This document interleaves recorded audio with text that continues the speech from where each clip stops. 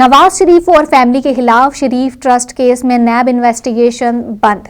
नैब ने नवाज शरीफ और उनके अहले खाना के खिलाफ शरीफ ट्रस्ट केस में इन्वेस्टिगेशन बंद कर दी है। नैब की जानिब से अपनी वेबसाइट पर जारी करदा ऐलान के मुताबिक 1 जनवरी 2024 को होने वाली ब्यूरो के एग्जीक्यूटिव बोर्ड मीटिंग के फैसले के बाद नवाज शरीफ और उनकी फैमिली के अरकान के खिलाफ शरीफ ट्रस्ट केस में इन्वेस्टिगेशन बंद कर दी गई है। प्रोग्राम हिडन ट्रूथ से आपकी खिदमत में हाजिर हूँ किरण खान।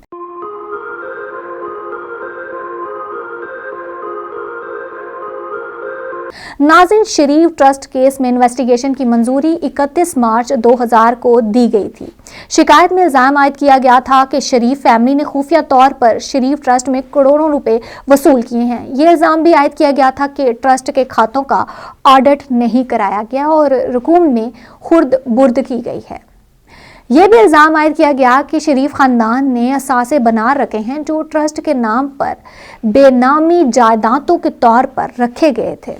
पनामा पेपर्स में तश्कील दी गई मुतनाज़े JIT की जानिब से सुप्रीम कोर्ट में जमा कराई गई रिपोर्ट में कहा गया था कि सन 2000 में मंजूरी के बाद से शरीफ ट्रस्ट केस में इन्वेस्टिगेशन को नैब ने बिला जवाज ताहीर का शिकार कर रखा है। पनामा JIT ने तजवीज़ दी थी कि नैब को हिदायत की जाए कि वो कलील मुद्दत में इन्वेस्टिगेशन मुकम्मल करने के लिए तमाम ज़रूरी इक़दाम करे। अब नैब ने शहबाज शरीफ हुकूमत की जानिब से तरमीम शुदा नैब एक्ट 2022 के सेक्शन 31B के तहत इन्वेस्टिगेशन बंद कर दी है।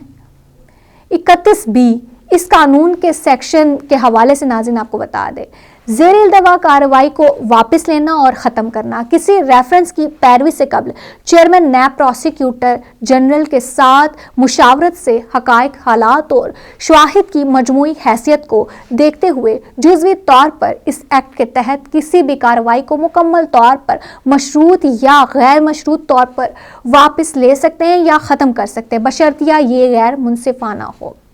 रेफरेंस दायर करने के बाद अगर चेयरमैन नैब प्रोसिक्यूटर जनरल की मुशावरत से हक़ाइक़, हालात और शवाहिद की कुलियत को मद्देनज़र रखते हुए ये ख्याल करे कि रेफरेंस जुज़वी या मुकम्मल तौर पर नाजायज़ है तो वो सिफारिश कर सकता है कि जिस अदालत में ये मामला ज़ेर-इल्तवा है कि वहाँ रेफरेंस जुज़वी तौर पर या मुकम्मल तौर पर वापस लिया जा सकता है या ख़त्म किया जा सकता है।